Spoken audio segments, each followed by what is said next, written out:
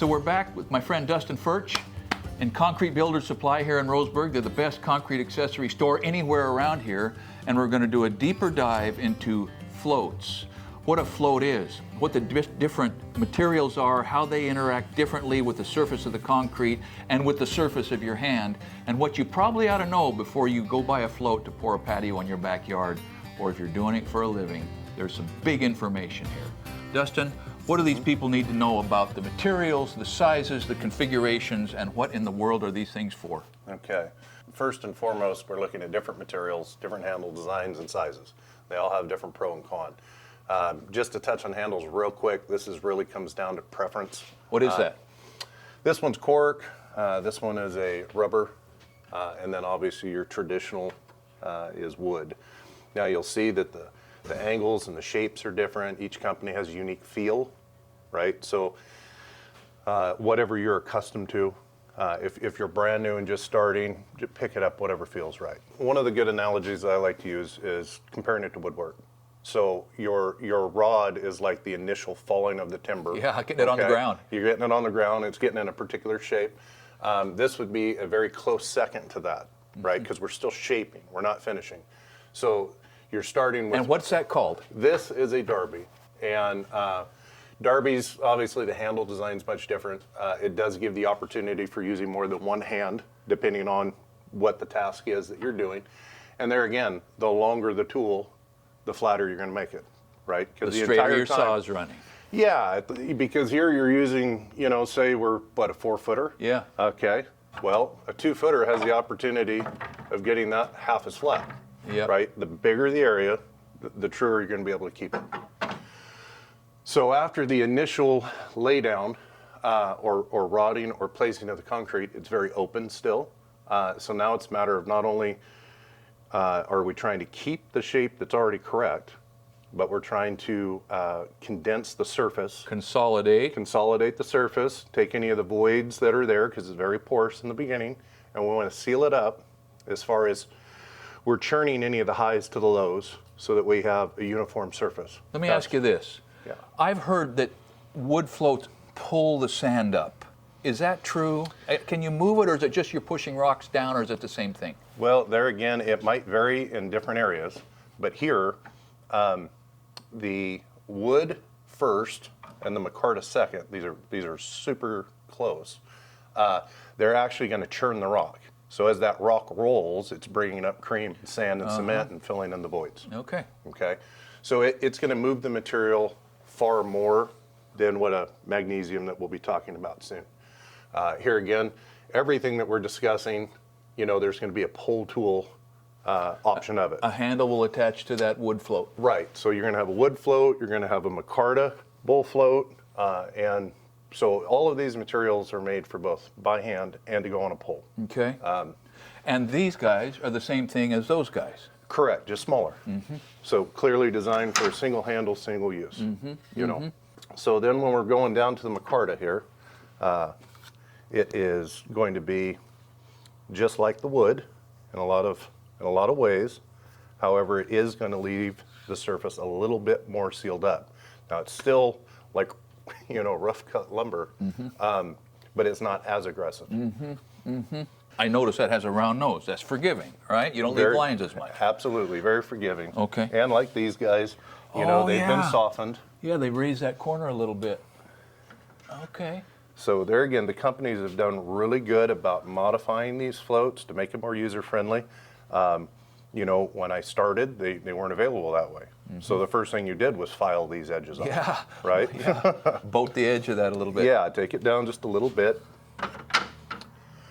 All right, stepping over here, now this is a rubber float or a sponge float. Now this isn't for finishing concrete, this is for patching, right? So if you've already poured a wall or a curb or some vertical surface that you need to patch, any honeycombs or imperfections, bubbles. Not really for a pour, but for a different process. And we got our magnesium. This is your kind of everyday hand float, at least in our area. There's times that we use both woods and micarta for their strengths. A magnesium is going to ride what's there more compared to the wood is going to cut more. Cut it. Right? So this is going to give you a flatter cut. This is going to give you a much finer finish. It's going to be sealed up a lot more. You just have to know on your timing, and then also the size of the tool. Oh yeah. Right? So single-handed Darby, or a very long hand float. I'm not even sure what this one's titled.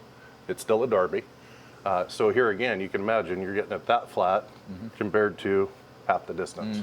You can reach out there a ways with that. You could reach out a lot further. And you can do some damage with that. You could absolutely do some damage with that. Okay. If you had to just pick one, if you're just going to pick one float, what would you pick? Right there. That would be it. That would be my everyday carry. It is, has been. I have them all, but they're for unique situations. Okay, all right, keep going. This is interesting. Okay. What's that orange thing? Okay, so this is going to be very similar to your micarta or your wood. Now, because of the material that it's made out of, it's some form of polymer or plastic. You can see it's aluminum reinforced there. And that's They're trying to keep it flat. They're trying to keep it true, so it's straight as can be. Crooked float doesn't do you any good. So there again, if you buy a wood float and say you pour for 3 months, you're going to wear through it. Right? It just melts away. Yeah, because the entire time it's rubbing compound. So whatever you're doing, you're grinding these tools into a rubbing compound. So these are going to break in very quickly.